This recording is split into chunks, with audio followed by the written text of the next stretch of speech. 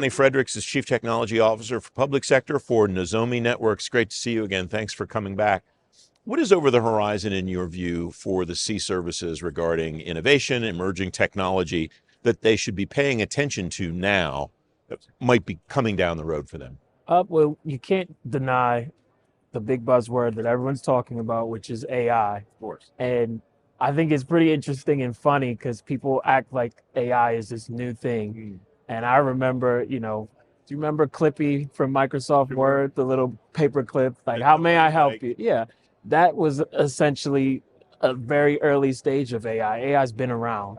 It's just now that we have so many more intense resources behind it, where you have these big power engines and assistants and things like a chat GPT style Gemini, whatever that you can interact with, is we're getting much more out of it. So it's not new, it's just evolved in my opinion. So I think there are lots of new tools and technologies that are leveraging that AI in ways we've never seen before, right? So instead of think of chat GPT, instead of asking for relationship advice, you can ask the AI to give you insights on your own data, on metrics, on behavior, on risk, on analysis of whatever's going on internally or, from a benchmarking standpoint for other folks in similar verticals or sectors.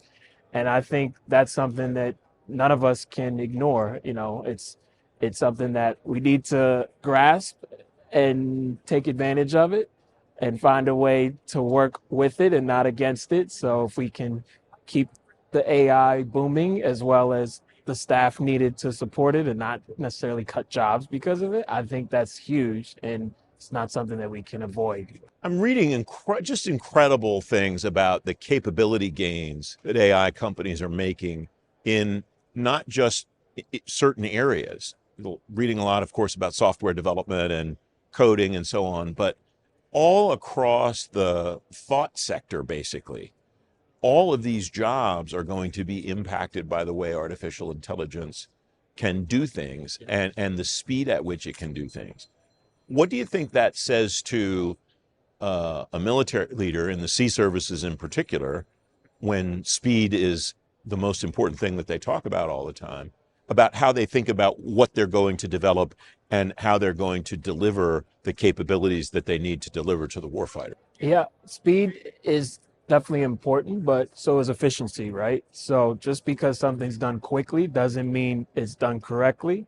And I think that's the divide and sort of angst that people have behind AI, because as we know and what we use it for personally, it's not always correct. And there is a learning curve. There's a piece of where it can be fine-tuned and better suited. There's going to be areas where it makes mistakes. So until people really have that confidence and comfort level and security that, this is 100% accurate, there's, I think, still going to be some more leaning towards relying more on the efficiency at the nature of the speed part not necessarily being as prioritized.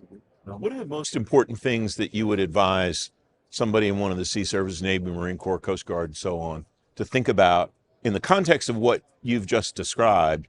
All right, we're thinking about a digitization, modernization program or individual projects within that program that could be completely different a year from now than what we're deciding to undertake today. How does that inform the way that somebody should think about doing something like that? Yeah. Well, speaking from the private sector piece, I think they should, apply the pressure to the private sector and rely on us for things that we should be relied on for, right? So obviously working with any private sector, there's a reason why things like NDAs are in place. There's a reason why, when you do choose to work with private sector, you expect them to have their ducks in a line, right? So it shouldn't make your life harder. So how do you do that?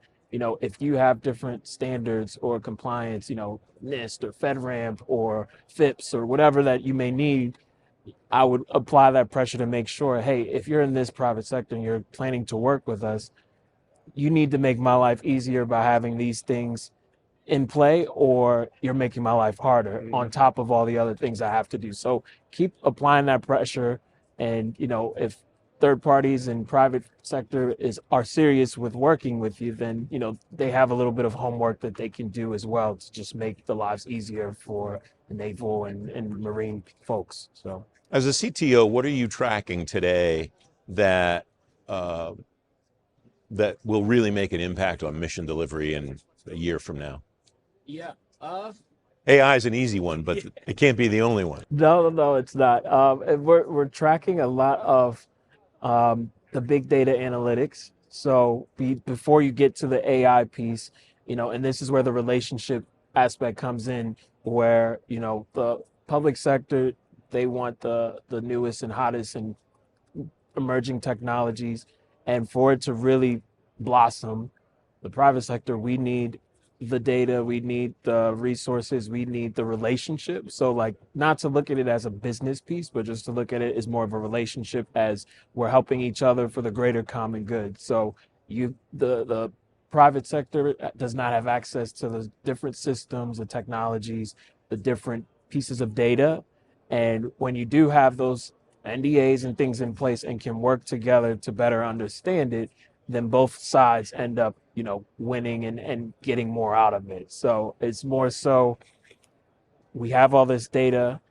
We've only been scratching the surface in terms of what we can do with it or what it can do for us and what we can learn from it. That better together story versus private versus public and working together really goes a long way. So just more getting everyone on the same page. Sometimes it can be education or just building a relationship of trust between the two. But once that's there, I think that's when you get the best outcomes.